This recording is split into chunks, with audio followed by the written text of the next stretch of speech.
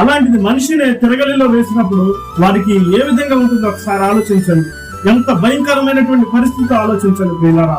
ఆ దర్శనములు దేవుడు చూపిస్తూ ఉన్నాడు. చాలా పెద్ద తిరగలిలో ఆమెను వేస్తూ ఉన్నప్పుడు ఆమె అరుస్తూ ఉన్నది, ఆమె ఎముకలు విరిచివేయబడుతూ ఉన్నవి.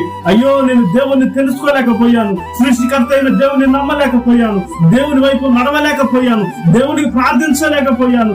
లోకంలో ఉన్నప్పుడు నా సంతోషం కొరకు, నా ప్రయాస కొరకు ఏం బట్టలు కొనుక్కుందుమా, ఏమి ధరించుకుందామా, ఏమి త్రాగుదమా, ఏమి తిందుమా, ఏమి కొనుక్కుందామా అని నా జీవితం కొరకు నేను ప్రయాసపడ్డానే తప్ప సృష్టికర్త అయిన దేవుని నేను ఏ దినమును కూడా నమ్మలేదే.